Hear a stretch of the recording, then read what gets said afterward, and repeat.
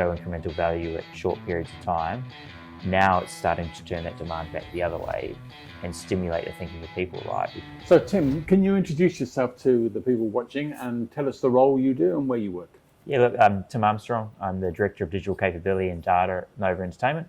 It is quite a mouthful, but ultimately my role there is really about how we bring together technology, data, and operations to really deliver upon audience growth for digital consumption, revenue growth for digital audio, and then solidify the role that we play in the broader all of audio business that we have. So I'm interested in that, Tim, because Nova radio station, very high-performing radio station in the Sydney market. You join in 2020 just as COVID strikes and people go into lockdown. And we were speaking before about how that impressed on the executive the power of digital transition. Can you outline a bit on that? Yeah, we're talking about a traditional radio business where people are diehard radio people, right? They love, breathe, and everything they do is radio, right? So they are there. It is their dream job. It's what they love to do. If they leave Nova, they go to ARN or they go to SEA. So I think during COVID, there was this rapid flip of the switch. All of a sudden, no one could go in the office. Or in our case, I think we had an exemption or a list of people who could go in the office. I think radio was seen as a public service and therefore an essential service that needed to continue throughout COVID. So very quickly, our IT team shifted the dial to say, hang on, we've now got to think about who can be in the office, who needs to be in the office, anyone who needs to be from home who has specialist technology to support what's happening in the office or the studios. And then all of a sudden a large sales force and a large broader business who no one can come to the office because they aren't on the essential list. So very quickly, I think the executives saw the power that overnight nearly, and through force, because that's what COVID did to all of us, it forced us to do things that maybe we'd talked about or thought about, but gave us no choice to do it. But you spoke to me, Tim, about how they've been so impressed with how digitization enabled them to turn on a sixpence, redesign the business model. And yet you said increasingly subsequent to COVID, there's sort of like, forget all that and let's go back to the old ways of working. Where is that friction coming in and how are you sort of trying to address that? Look, for us, I think the main thing boils down to the fact that, as we've said up front, we're a very high-performing radio business, right? And part of that was the consistency in a cost base and technology stack. The fact that people had been there a long time, they knew what they were doing, they knew their jobs inside out. And obviously the drive around digital came from the consumer, right? I want to now access your content on digital platforms wherever I go or wherever I am. And therefore the business kind of saw that and said, well, we obviously need to play in that space. It is a far step from where we are right now. Although everyone's still consuming audio content, it's done by different means, and the mechanics that surround the digital part of that are far more complex and sophisticated. Well, maybe not sophisticated, but complex definitely. So the opportunity there became a lot clearer off the back of what was seen through that COVID period and how quickly we pivoted and started to use technology. And I joined the business at that similar time, so it kind of made that transition quite good because the opportunity was there. They saw the potential, and then now it was a matter of bringing in and building out the right team to kind of really mobilize and grow that. But I'm hearing there you say, Tim, that in some ways the conference we're at is about building a digital product excellence. And you're saying actually that's not a consistent feeling across an organization. You've got pockets that really embrace that sort of challenge.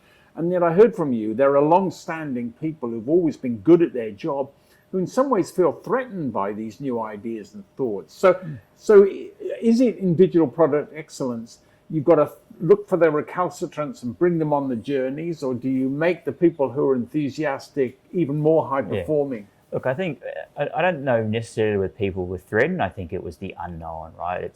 That stuff feels different to me. In our business, we've got two definitions of product.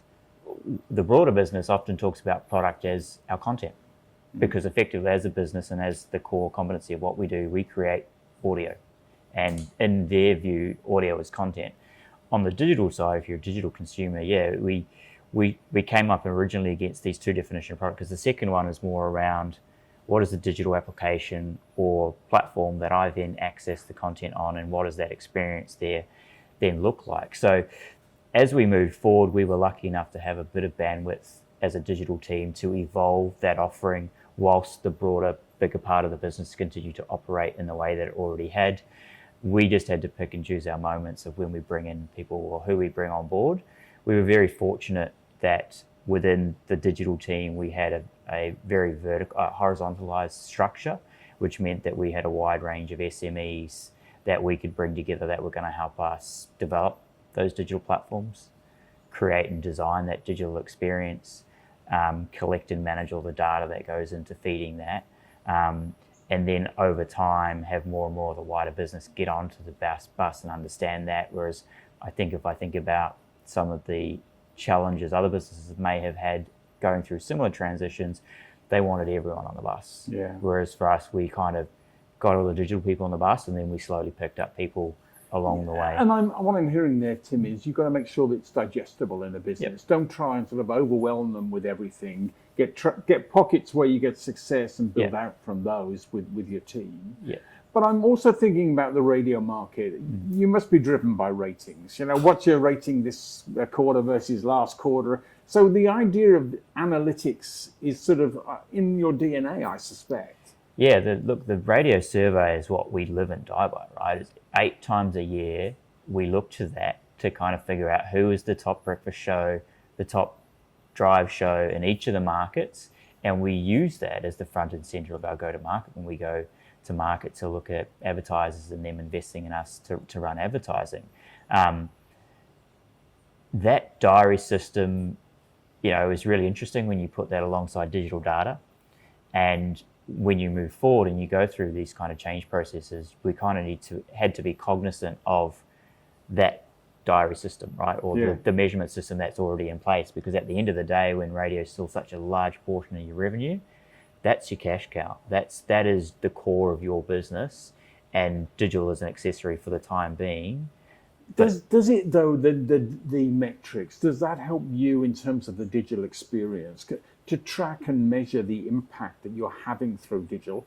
If so, what sort of KPIs are you getting from your data? Yeah. We look at broadcast, radio listening, and digital listening. We look at them all in isolation, and then we look at them all together. Yeah. So we look at them in isolation to see, I guess, the areas in those which are performing and not performing, what stations are doing well, what stations aren't. Are there platforms where certain stations are being consumed more than others? So we have individual KPIs at each of those levels, and then we have a broader KPI at the top, which is about total audience and total revenue. So I think we've been pretty good at building metrics over time. We've started to draw parallels between what we measure for radio and what we measure for digital.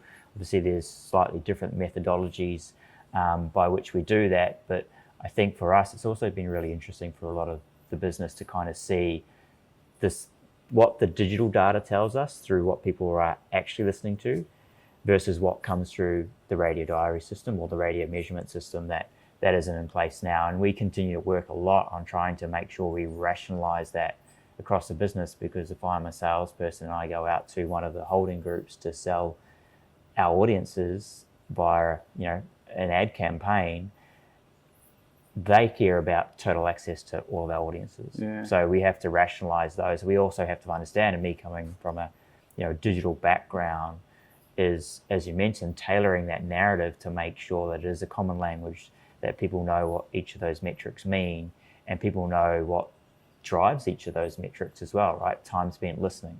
Yeah. What are the levers and opportunities we have to drive that on a broadcast side of the business? What are the levers and tools we have to drive that on the digital side of the business? And then in the grand scheme of things, when we talk about audience and revenue, how important is that to us? Because like anything, our most loyal listeners are also our most loyal marketers. Yeah, but I'm also hearing there, Tim, that it's iterative. It's analytics are not just a static reporting at a state in time. It's actually feedback to actually say, we need to tweak this, we need to do different. We thought this was the state of the world, but it's actually this. So it's giving you a reality check.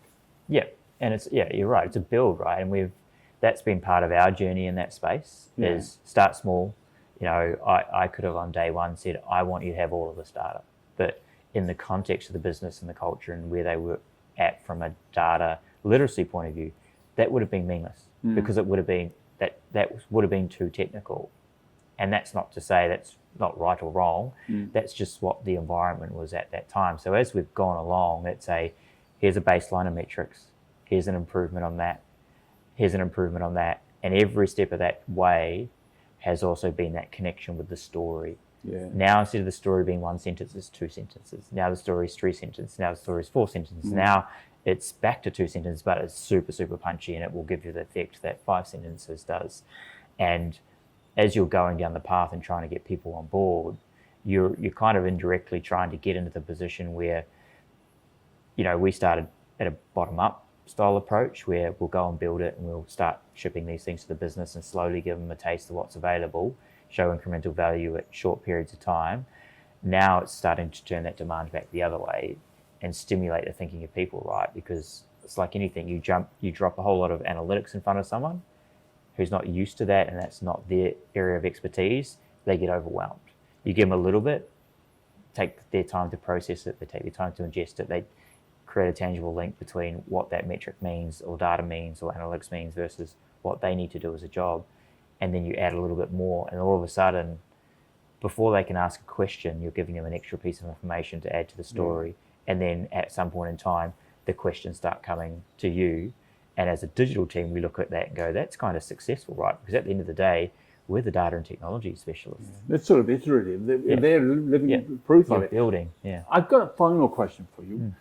You've been on this journey for 4 years. What lessons have you got for others in terms of building a digital product excellence? I think, look, the overarching piece for us is that strategy, right? It's very easy to go out and procure technology. We've obviously we've got ad tech, different styles of media technology, data technology, marketing technology within our business. So all of that stuff's great and it plays a role, but everything has to tie back to that strategy. And I think at times where we've gone through challenging ad markets in the last few years, we at times disconnect or lose touch with that strategy a little bit, and then we have to course correct over time. So I think, driving that ongoing narrative and being really precise about where we are and where we're going and what's next, I think is a really important learning. I think early days, we probably tried to get too many people on the bus. And we talked about it earlier and pulled back from that because we realized that the more people on the bus, the more complex the non-enablement part of the job was. And then I think the final piece is just really around, I think we could have been braver.